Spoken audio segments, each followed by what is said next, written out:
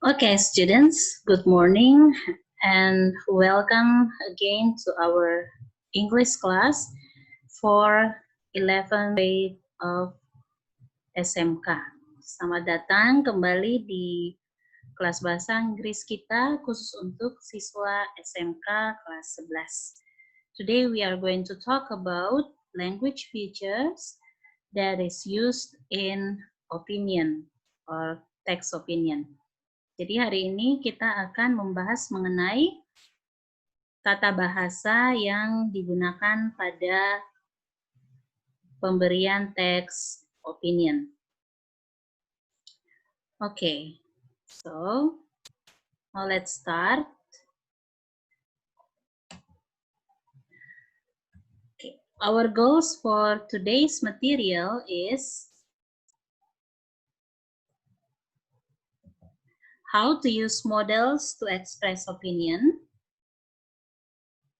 and how to use ed and ing adjectives to give opinions. Jadi hari ini fokus kita adalah mempelajari bagaimana caranya kita menggunakan models dan menggunakan adjective yang berakhiran ed dan ing ketika kita memberikan opini atau pendapat.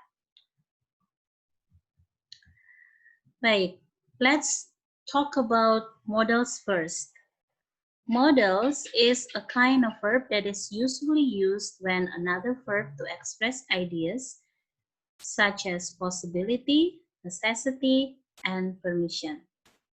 Jadi di pengertian ini jelas bahwa models adalah salah satu jenis dari kata kerja yang biasanya digunakan dengan kata kerja lainnya untuk mengekspresikan ide atau pendapat seperti possibility atau kemungkinan, necessity atau keharusan, and permission atau izin.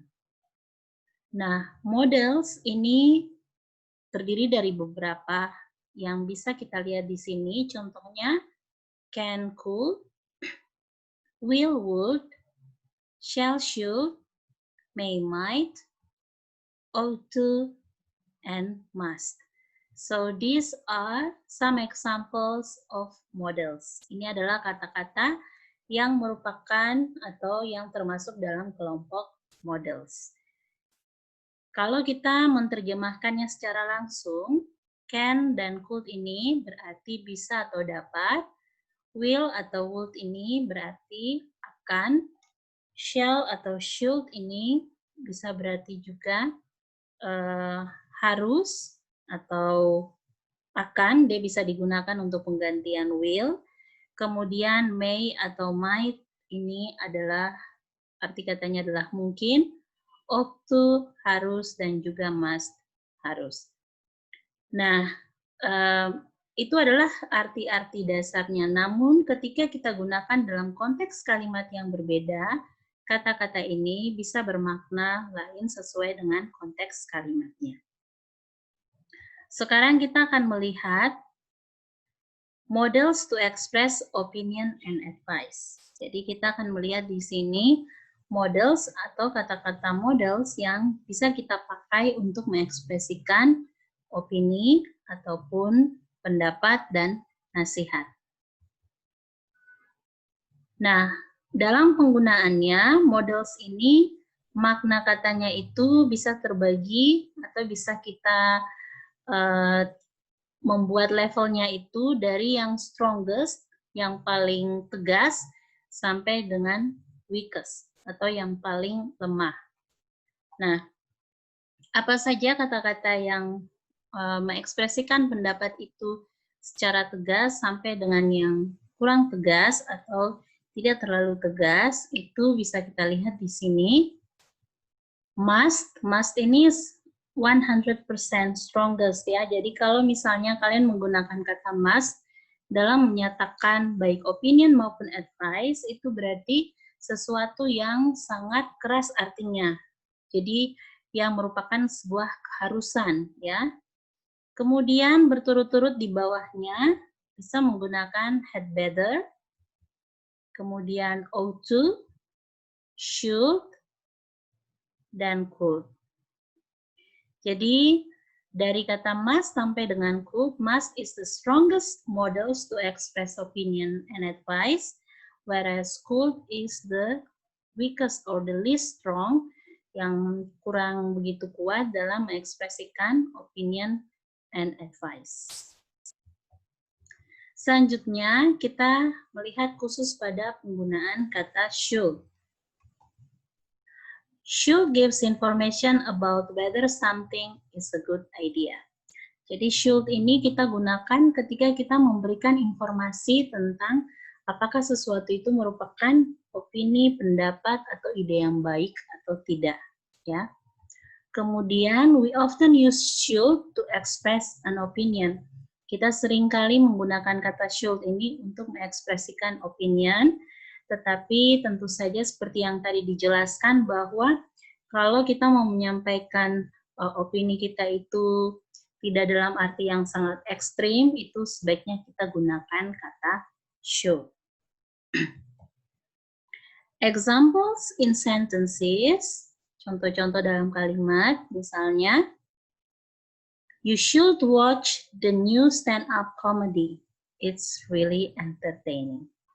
Ya, jadi ini adalah contoh kalimat yang pertama. Kamu harus menonton stand-up comedy yang baru karena stand-up comedy tersebut sungguh sangat menghibur. Ya, itu yang pertama. Kemudian yang kedua, you shouldn't watch too much television. Kamu seharusnya tidak menonton terlalu banyak acara-acara televisi. So, these are examples of sentences using should. Now, let's look at the sentence form of the use of models in a sentence. So, here is the first component. We may put subject, and then models, and then verb. Jadi kalau kita memberikan kalimat pendapat, itu kita penempatannya seperti ini. Kita tentu saja mulai dengan subjek. Subjek ini bisa berupa noun atau personal pronoun. Jadi noun itu misalnya seperti nama orang, sedangkan pronoun itu misalnya kita menggunakan I, he, she, dan sebagainya. Kemudian diikuti dengan models. Model seperti yang tadi sudah diperlihatkan bahwa bisa terdiri dari can, shall, should, dan seterusnya. Lalu setelah itu diikuti langsung dengan verb one atau kata kerja bentuk pertama. Nah, setelah ketiga komponen ini baru kita menambahkan misalnya adjective atau objek sesuai dengan kebutuhan kalimatnya. So for example, you can see here in the first sentence, you should get enough sleep in order to give best performance tomorrow. So you as subject, should as models, and get as verb. Yang lainnya ini merupakan pelengkap untuk melengkapi kalimat ini. Tapi tiga yang paling utama yaitu penggunaan subject, models, and verb itu posisinya seperti pada form atau rumusan kalimat yang seperti ini. Kemudian yang kedua, the next sentence, he should do some exercises to be healthy. Sama ya, subjeknya he, kemudian modelsnya should, dan verb one-nya do.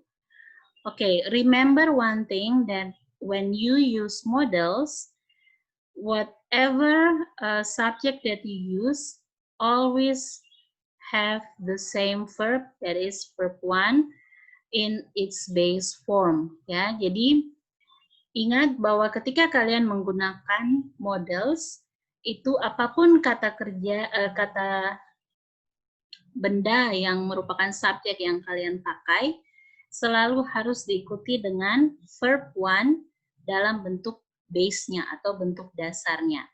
Jadi kalau kalian perhatikan di sini, sekalipun di kalimat kedua ini menggunakan subjek he yang adalah orang ketiga tunggal, kata kerja utamanya yaitu do, ini tidak lantas berubah menjadi does sebagaimana yang biasanya kita tahu dalam kalimat-kalimat yang tidak menggunakan models. Nah, karena kita sudah menggunakan model should di sini, maka sekalipun orang ketiga tunggal dia tetap menggunakan kata kerja dalam bentuk dasarnya, yaitu do dan bukannya does.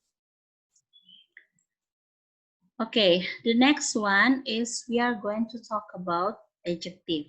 Now, adjective is the words that give more information about a noun or pronoun and can go in different positions in a sentence. Jadi kalau tadi kita pelajari model, sekarang kita mempelajari adjective. Kita bisa juga menyatakan pendapat dengan menggunakan adjective ini. Nah, apa itu adjective? Adjective adalah kata-kata yang memberikan informasi tentang noun atau kata benda, or pronoun atau kata ganti kata benda, dan adjective ini bisa menempati posisi-posisi yang berbeda di dalam sebuah kalimat. So, in short, adjective modifies noun. Jadi, singkatnya, adjective itu fungsinya untuk memodifikasi atau memberi gambaran, memberi deskripsi terhadap kata benda. Ada macam-macam adjective. Bisa kita lihat, ada descriptive adjective, quantitative adjective, demonstrative adjective, possessive adjective, interrogative adjective, indefinite adjective, and adjective using ed and ing. Jadi ada macam-macam ya, tetapi kita tidak akan membicarakan jenis-jenis adjektif ini secara keseluruhan. Fokus kita di materi kali ini adalah adjektif yang berakhiran ed dan ing.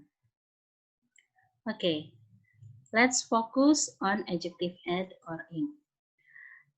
Ed and ing adjectives comes from verbs, participles ya. Jadi ed dan ing ini adalah adjektif yang asal mulanya itu berasal dari kata kerja, tetapi kemudian dia berubah menjadi kata adjektif atau kata sifat ketika kata kerja dasar itu memiliki akhiran ed dan ing. Ada pembeda antara adjektif yang berakhiran ed dan adjektif yang berakhiran ing. Sekalipun mereka berasal dari verb atau kata kerja yang sama. Kalau kata kerja yang berakhiran ed, itu kata kerja describe emotion, menggambarkan emosi atau menggambarkan perasaan seseorang. Sedangkan kata adjektif atau kata sifat yang berakhiran ing adalah kata sifat yang describe the thing that causes the emotion. Menggambarkan hal atau benda tertentu yang menyebabkan emosi tersebut terjadi. Untuk lebih jelasnya, mari kita lihat dua contoh kalimat berikut ini. Kalimat yang pertama, I am interested in math. Bisa dilihat di sini, kata kerja utamanya atau kata kerja asalnya adalah kata interest. Sedangkan ketika dia berubah menjadi adjektif, dia menjadi interested. Nah, kalimat ini bisa kita terjemahkan sebagai saya tertarik dengan pelajaran matematika. Nah, ini adalah seperti yang tadi dijelaskan. Ketika kita menggunakan akhiran adjektif ed, maka ini menggambarkan emosi atau perasaan kita terhadap sesuatu hal. I am interested in math. Saya tertarik dalam pelajaran matematika. The next sentence is, I think math is interesting. Saya pikir matematika itu menarik. Nah, jadi kalau yang kedua ini, ketika interested berubah menjadi interesting, yang interested tadi membicarakan mengenai perasaan dari si subjek, yaitu I. Sedangkan interesting atau kata sifat interesting ini berbicara mengenai benda atau hal yang dibicarakan di dalam kalimat ini, yaitu math. Begitu ya. Jadi kalau yang tadi I am interested in math berarti saya tertarik dalam pelajaran matematika, sedangkan yang kedua I think math is interesting. Saya pikir matematika itu menarik. Demikian adalah pembeda antara kita menggunakan adjektif yang berakhiran -ed dengan adjektif yang berakhiran -ing. Sebagai contoh, bisa dilihat pada tabel ini. Perhatikan kata kerja atau verb-nya dengan perubahannya pada bagian adjektif yang berakhiran -ed dan adjektif yang berakhiran -ing. Interest menjadi interested dan interesting. Bore atau bosan menjadi bored atau membosankan, dan merasa bosan, dan boring yang artinya membosankan. Worry adalah khawatir, worried merasa khawatir, worrying artinya mengkhawatirkan. Nah, untuk lebih jelasnya akan menampilkan contoh kalimat yang menggunakan baik verb, adjektif yang berakhiran -ed, dan adjektif yang berakhiran -ing. Sebagai contoh yang pertama, kalau kita menggunakan verb, kita bisa melihat pada kalimat A, I don't want to bore you. Yang artinya, saya tidak ingin membuat engkau merasa bosan. Ya. Kemudian bagian yang B, ini kita menggunakan adjektif ed. I was bored in that lesson, I almost fell asleep. Saya sangat bosan atau saya sangat merasa bosan dengan pelajaran itu sehingga saya hampir saja ketiduran. Yang C, the lesson is so boring, I wish it ends soon. Pelajaran itu begitu membosankan, aku berharap bisa segera berakhir. Nah, ini adalah pembeda antara penggunaan verb bore, adjektif bored, dan adjektif boring. Pada penggunaan adjektif bored, ini bicara mengenai perasaan si pembicara, sedangkan pada penggunaan adjektif boring, ini berbicara mengenai hal yang dibicarakan di dalam kalimat ini, yaitu the lesson. Another example is when we use the word worry. A, don't worry, everything will work out fine. Jangan khawatir, segala sesuatunya akan berjalan dengan baik-baik saja. Yang kedua, penggunaan adjektif at, he was worried about the demonstration. Dia merasa khawatir tentang demonstrasi yang sedang terjadi. Kemudian, bagian C, the demonstration is worrying since people become more violent. Demonstrasinya itu menjadi mengkhawatirkan karena orang-orang menjadi lebih beringas atau melakukan hal-hal yang sifatnya destruktif atau menghancurkan, ya, sedikit kejam.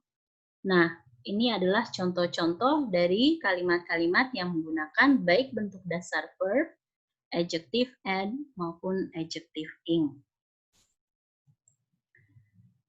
Remember, ingat selalu bahwa when you give your opinion, whether it is in a discussion, in a debate, or in everyday conversation, ingat selalu bahwa ketika kamu memberikan pendapatmu, baik itu dalam sebuah bentuk diskusi, bentuk debat, ataupun dalam percakapan sehari-hari, ada beberapa hal yang bisa kamu ingat. Yang pertama, use models to emphasize your idea or opinion.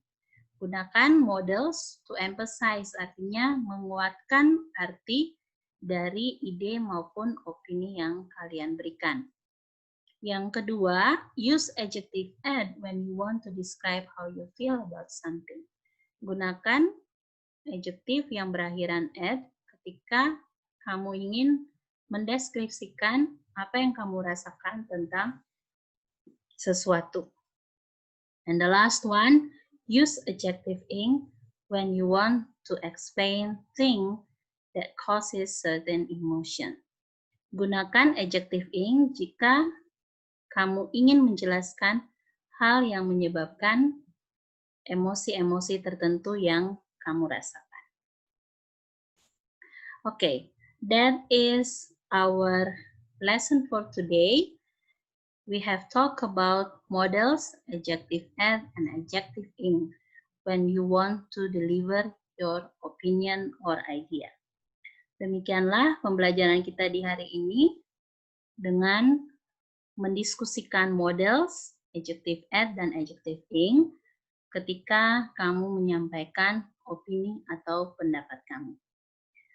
I hope this video is useful for you to help you understand the material. Thank you very much for your attention and see you on our next topic. Bye.